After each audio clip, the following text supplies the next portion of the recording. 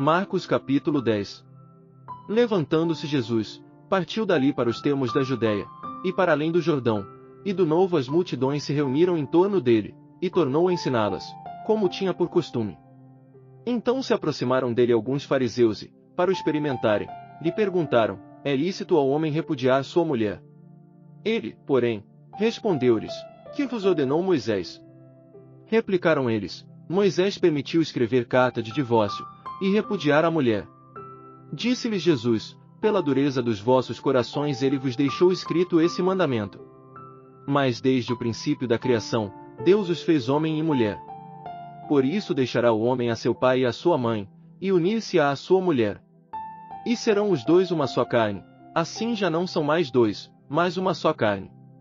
Porquanto o que Deus ajuntou, não o separe o homem.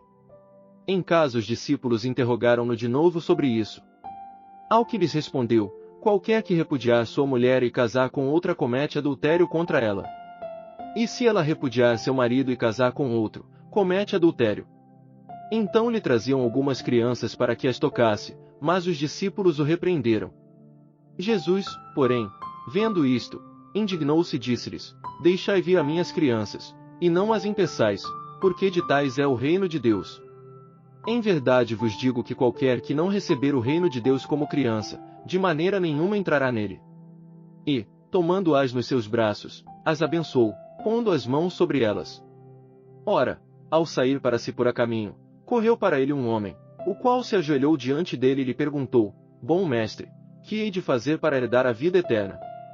Respondeu-lhe Jesus: por que me chamas bom? Ninguém é bom, senão um que é Deus. Sabes os mandamentos: não matarás, não adulterarás, não furtarás, não dirás falso testemunho, a ninguém defraudarás, honra teu pai e a tua mãe. Ele, porém, lhe replicou: mestre, tudo isso tenho guardado desde a minha juventude.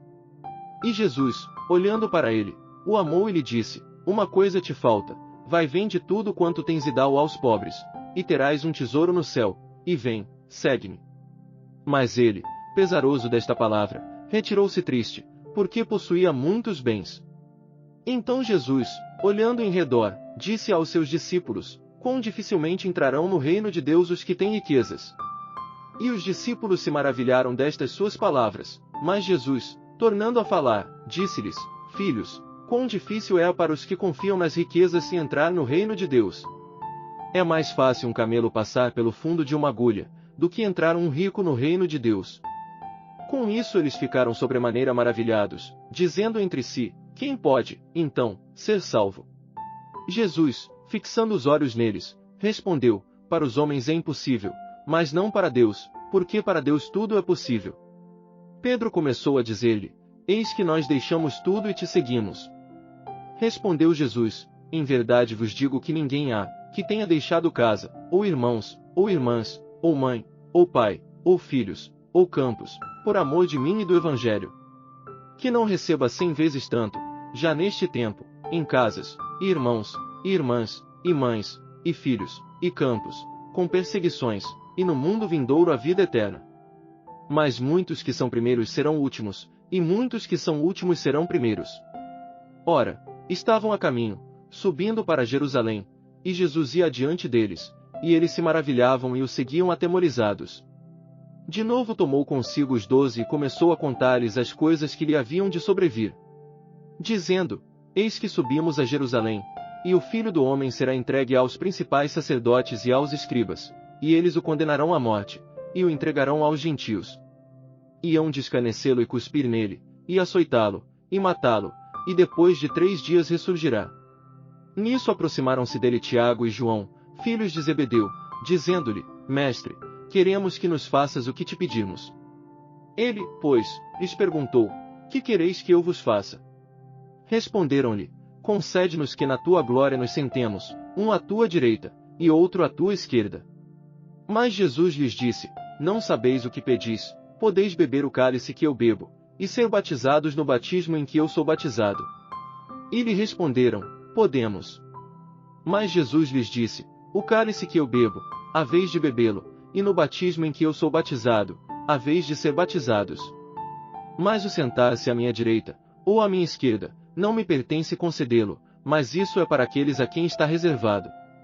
E ouvindo isso os 10, começaram a indignar-se contra Tiago e João.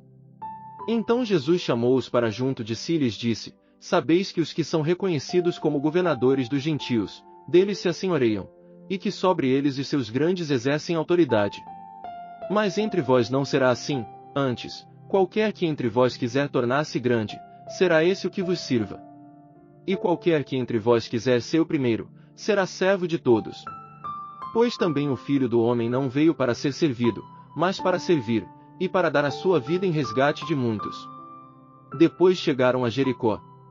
E, ao sair ele de Jericó com seus discípulos e uma grande multidão, estava sentado junto do caminho um mendigo cego, Bartimeu filho de Timeu. Este, quando ouviu que era Jesus, o Nazareno, começou a clamar, dizendo: Jesus, filho de Davi, tem compaixão de mim. E muitos o repreendiam, para que se calasse, mas ele clamava ainda mais: Filho de Davi, tem compaixão de mim. Parou, pois, Jesus e disse: Chamai-o. E chamaram o cego, dizendo-lhe: Tem bom ânimo, levanta-te, ele te chama. Nisto, lançando de si a sua capa, de um salto se levantou e foi ter com Jesus. Perguntou-lhe o cego: Que queres que te faça? Respondeu-lhe o cego: Mestre, que eu veja. Disse-lhe Jesus: Vai, a tua fé te salvou. E imediatamente recuperou a vista, e foi seguindo pelo caminho.